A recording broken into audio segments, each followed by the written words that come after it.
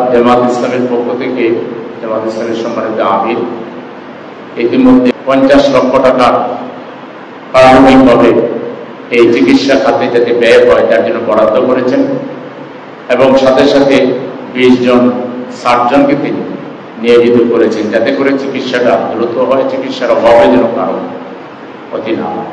এবং ইবনে সিনা হাসপাতাল এবং ইসলামী ব্যাংক হাসপাতালে অনেকগুলো সেন্টার করা হচ্ছে যেখানে ফ্রি অফ কস্ট যারাই যাবেন তাদেরকে বিনামূল্যে সর্বাত্মক চিকিৎসা দেওয়ার জন্য চেষ্টা করা হবে। এটাও আমির জামাত আয়োজন করেছে।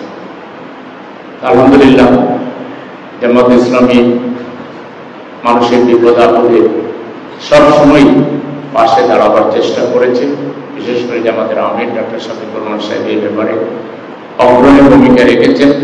সমস্ত ভাইদের প্রতি আমাদের জামাত ইসলামী ঢাকা মহানগর উত্তরের সমস্ত জনশক্তি পাশাপাশি জনগণকে আমরা অনুরোধ জানাই, ঘটনা যাতে আমরা পুরোপুরি সম্পন্ন না হওয়া পর্যন্ত, আমাদের রোগীরা সুস্থ না হওয়া পর্যন্ত, উদ্ধার তৎপরতা পুরোপুরি শেষ না হওয়া পর্যন্ত আমাদের সকলকে পাশে থাকতে হবে। এটা কোনো রাজনৈতিক কার্যক্রম নয়, এটা হচ্ছে একটি মানবিক সেবা। আমাদের সবগুলো অ্যাম্বুলেন্স, আমাদের অক্সিজেন সেবা, আমাদের ব্লাড ব্যাংক রয়েছে, সেই ব্লাড ব্যাংকের সকল ডোনারকে অনতিবিলম্বে এই অসহায় মানুষের পাশে দাঁড়াবার জন্য আমরা আমাদের পক্ষ থেকে নির্দেশ দেই। আমাদের একটা মেডিকেল সার্ভিস টিম আছে যারা সার্বক্ষণিকভাবে আমাদের এই ঢাকা সিটিতে রোগীদের সেবা দিয়ে থাকে। সকল ডাক্তারকে অনতিবিলম্বে উত্তরার বিভিন্ন হাসপাতালে এবং বিভিন্ন জায়গায় হাসপাতালে যারা ভর্তি আছে তাদের পাশে দাঁড়াবার জন্য আমরা তাদেরকে অনুরোধ করি। আমাদের উত্তরার সকল ম্যান পাওয়ার, জনশক্তি এবং পাশাপাশি আমাদের ডাক্তার, আমাদের টেকনোলজিস্ট, আমাদের অ্যাম্বুলেন্স সার্ভিস সহ আমরা সবকিছু নিয়েই ময়দানে আমরা আমাদের আহত রোগীদের, আমাদের শিশুদের পাশে দাঁড়াবার আমরা চেষ্টা করি এবং করে যাচ্ছি এখনো। আল্লাহ তাআলা যেন অতি দ্রুত আমাদের এই মাসুম বাচ্চাগুলোকে শিফা আজিলা কামিলা দান করেন, আমরা আল্লাহর কাছে ফরিয়াদ করি। আমরা অত্যন্ত ব্যথিত, দুঃখিত আজকে বিমান বাহিনীর একটি প্রশিক্ষণ বিমান